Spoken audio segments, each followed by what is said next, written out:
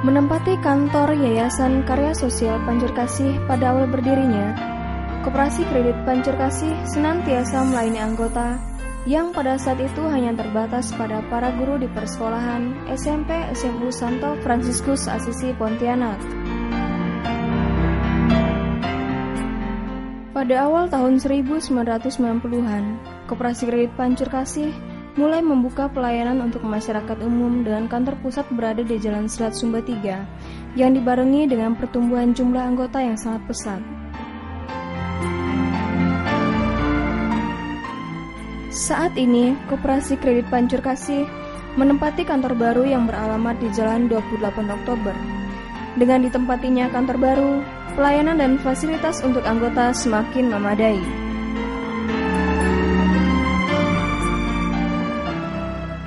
Kredit Union Pancur Kasih mempunyai visi yaitu menjadi kredit union masyarakat Dayak yang terdepan dan berkesinambungan di Kalimantan Barat. Misi dari Kredit Union Pancur Kasih yaitu meningkatkan kesejahteraan sosial ekonomi anggota melalui pendidikan dan pelatihan yang menghasilkan perubahan pada aspek fisik, mental, emosional, dan spiritual, serta pelayanan keuangan yang ramah dan profesional.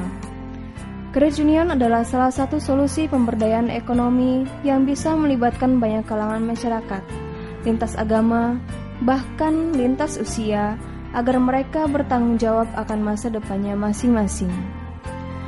Untuk mengembangkan Koperasi Kredit Pancur Kasih, semua pihak baik itu dari penasehat, pengurus, pengawas, manajemen, dan termasuk anggota untuk bersatu dalam rangka mewujudkan semua cita-cita yang belum terrealisasi dan tetap berkomitmen untuk bersama-sama mengembangkan Koperasi Kredit Pancur Kasih terus-menerus secara berkelanjutan.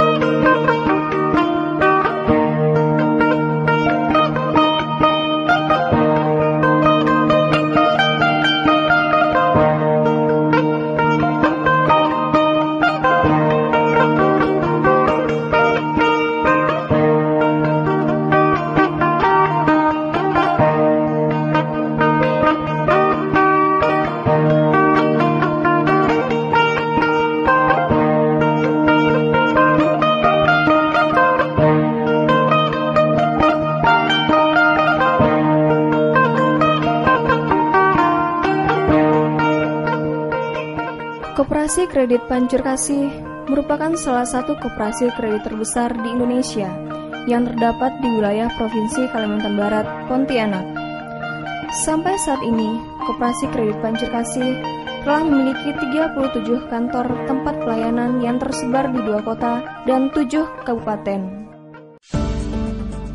CU Pancur Kasih telah membuktikan keberhasilannya dengan menerima beberapa penghargaan.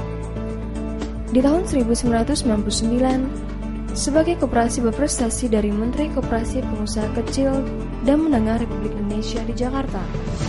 Di tahun 2000, sebagai koperasi berprestasi dari Menteri Koperasi Pengusaha Kecil dan Menengah Republik Indonesia di Jakarta. Di tahun 2007, sebagai koperasi prestasi di Kota Pontianak dengan klasifikasi A dari Wali Kota Pontianak. Dan di tahun 2011 sebagai koperasi paling besar penumpukan modal sendirinya pada acara penganugerahan Microfinance Award di Jakarta. CU Pancur Kasih berdirinya pada tahun 1987, tepatnya tanggal 28 Mei sebagai hari resmi kelahirannya.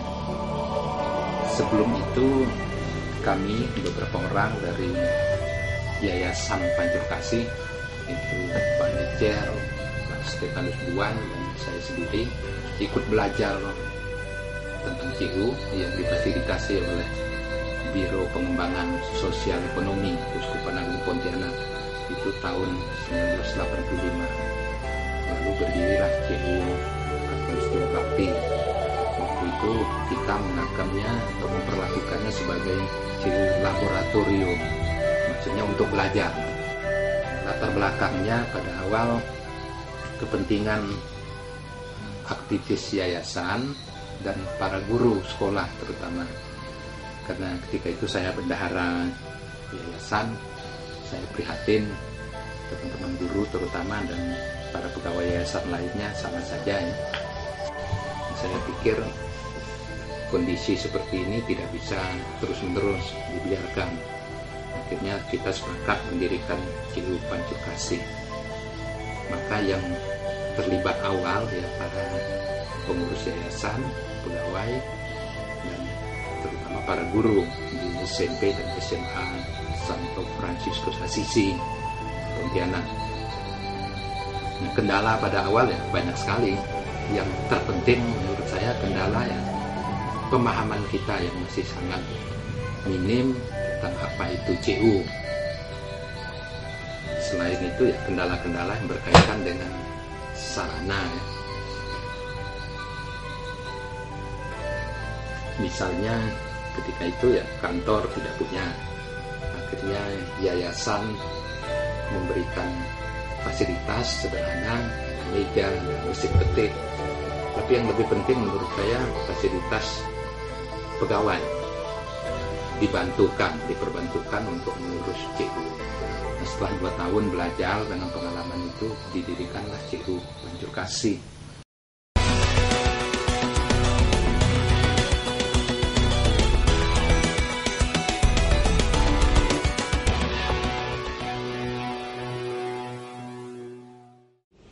Ketika kita tahu bahwa CU Pancur Kasih ini sekarang menjadi besar, ya tidak heran karena dulunya walaupun dulu mulai dari kecil istilahnya, tapi lama-kelamaan makin lama makin berkembang. Secara pribadi orang kan tidak begitu dipaksakan untuk menabung sebenarnya. Yang kita sarankan bagaimana mereka menyisihkan pendapatannya sehingga pendapatan ini nanti yang menjadi aset mereka. Sebenarnya kendala dalam yang dihadapi bagaimana cara mengatasinya sebenarnya ya, tidak ada ya. Hanya karena sekarang ini misalnya CU Pancur Kasih itu berkembang dan bisa jadi perhatian kita semakin luas ya. Semakin banyak yang dilayani. Di situ saja. Sejauh ini kita mampu melayani keinginan anggota, sejauh itu bisa dihadapi. Maju mundurnya kredit union ini adalah maju mundurnya juga anggota. Dan maju mundurnya kredit union ini sangat tergantung kepada anggota. Karena kepercayaan anggota lah maka CU ini bisa berkembang.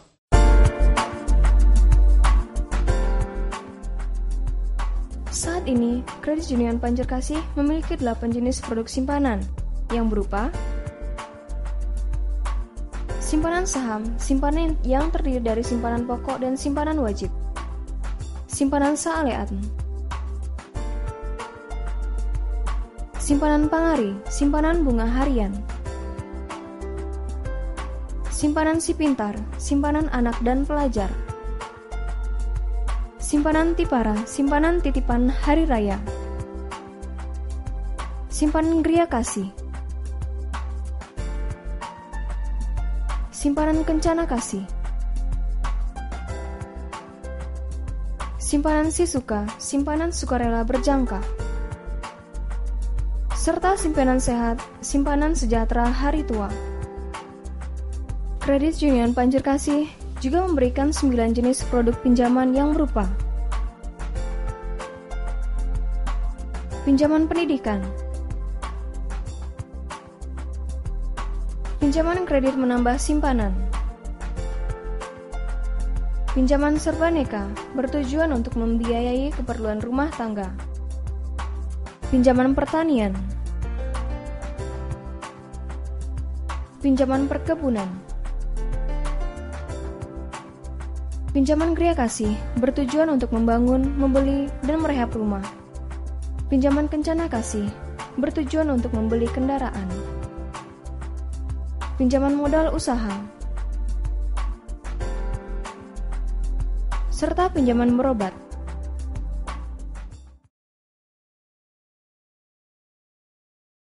Yang membedakan Kredit Union Pancurkasih dengan lembaga keuangan lain adalah kita beroperasi patuh pada prinsip utama yang digariskan oleh gerakan. Yang pertama, pendidikan, swadaya, dan solidaritas. Pendidikan merupakan prinsip yang sangat mendasar dan menjadi pilar di gerakan Kredit Union. Jika ini tidak dilaksanakan, maka kualitas dari anggota atau insan Kredit Union dipertanyakan. Bagaimana pendidikan kita laksanakan secara konsisten, ini menjadi syarat untuk bergabung menjadi anggota. Dengan dilakukannya pendidikan, masyarakat memahami hak dan kewajibannya sebagai anggota CU. Mereka mengerti tentang produk pelayanan dan kebijakan yang ditetapkan oleh pengurus atau yang menjadi kewajiban mereka. Nah, sehingga mereka betul-betul paham tentang hak dan kewajiban mereka sebagai anggota CU Pancurkasih. Pendidikan tidak hanya berbicara soal keuangan atau bagaimana mereka mengelola keuangannya, itu memang yang utama, tetapi juga kita menanamkan kesadaran pada anggota kita untuk memahami penyebab atau akar masalah mengapa selama ini kita tidak sejahtera atau belum sejahtera. Nah, CU menawarkan produk pelayanan atau ajakan kepada masyarakat agar bergabung di CU untuk membangun kesejahteraan bersama. Anggota kita ajak untuk berpikir bagaimana mengatasi persoalan-persoalan atau kendala-kendala yang membuat kita terkungkung dalam situasi di mana kita tetap miskin atau tidak sejahtera. Jadi kita tidak hanya berbicara soal uang, tetapi kita faktor-faktor penyebab mengapa kita tidak sejahtera, mengasah pikiran dan juga kebersamaan kita untuk membangun kesejahteraan dengan wadah Kredit Union Pancurkasih. Swadaya misalnya kita menggalang dana atau modal dari kalangan anggota kita sendiri. Kita tidak mengandalkan dana atau modal dari luar. Kita konsisten dengan kemampuan kita membangun modal dari dalam. Solidaritas adalah prinsip utama yang juga harus tercermin dan dipraktekkan dalam pelayanan Kredit Union Pancurkasih. Harus menerjemahkan nilai solidaritas. Salah satunya misalnya ada santunan duka bagi anggota yang meninggal, kemudian santunan rawat inap, bantuan ibu melahirkan, dan bagi anak yang dilahirkan. Nah, ini merupakan gerakan saling membantu di antara anggota. CU hadir di tengah masyarakat, atau dengan kata lain, misi besar dari gerakan CU ini adalah untuk pelayanan. Jadi CU Pancurkasih not for profit, not for charity, but for service. Jadi kita hadir merupakan suatu gerakan atau kesadaran secara bersama-sama menolong diri sendiri. Jadi menolong diri sendiri secara bersama-sama. Jadi kita bukan untuk mengejar keuntungan, tapi bukan juga sosial semata-mata atau berderma, tetapi untuk pelayanan kepada sesama. Jadi ini faktor penting yang membedakan kita dari lembaga keuangan lain.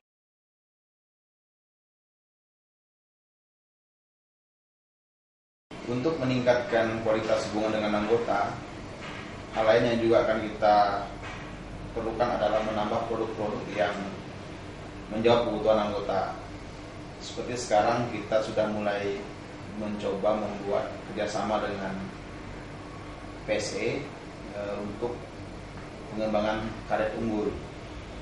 Karena selama ini kita melihat karet menjadi tulang punggung yang dominan yang dimiliki oleh anggota sebagai sumber penghasilan, tapi sisi lain sudah mulai ditinggalkan untuk peremajanya.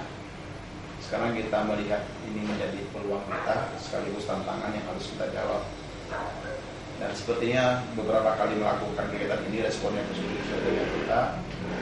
Mudah-mudahan ke depan kerjasama ini dapat terus berlanjut, berjalan dengan baik sehingga membawa dampak yang baik juga untuk para anggota untuk meningkatkan pendapatan mereka. Kemudian yang berikutnya, untuk meningkatkan hubungan ini, kita juga akan meningkatkan kembali keterlibatan anggota-anggota potensial di tempat kita di Cirebon Edukasi, yang dikenal dengan kelompok inti. Kelompok inti ini menjadi ujung tombak penggerak utama di lapangan yang menjadi pengorganisir masyarakat. Tentu saja mereka menjadi sangat diperlukan keterlibatannya karena mereka yang paling memahami situasi, memahami medan di mana para anggota berada.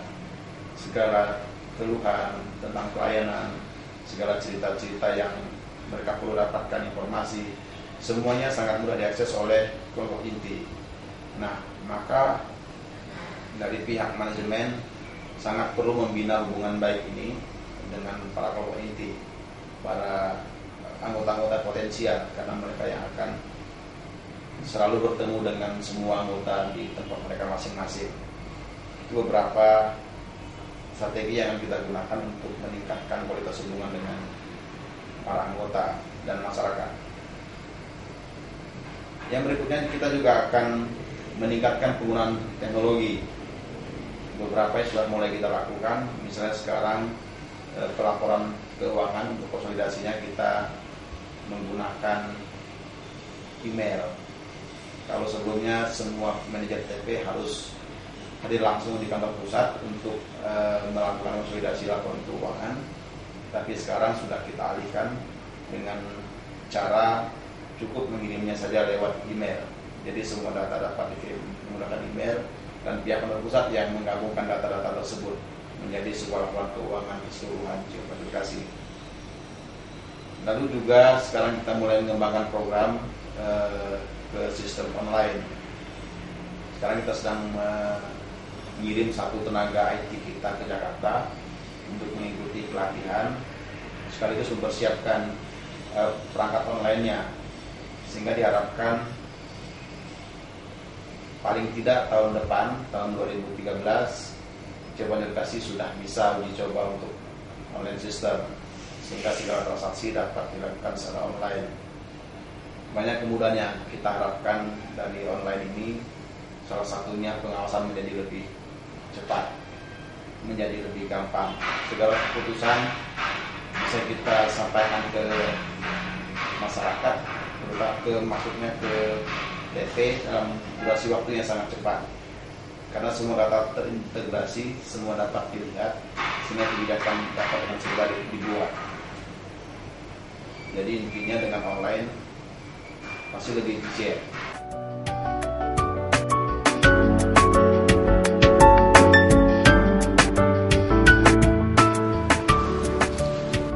Ada orang mengatakan bahwa manusia yang hidupnya berkelompok cenderung bertahan daripada orang yang hidupnya menyendiri. Kehidupan kita ini seperti kehidupan semut. Ketika sendiri menjadi lemah, tetapi ketika berkelompok relatif kuat, bahkan sepotong roti pun bisa dipindahkan.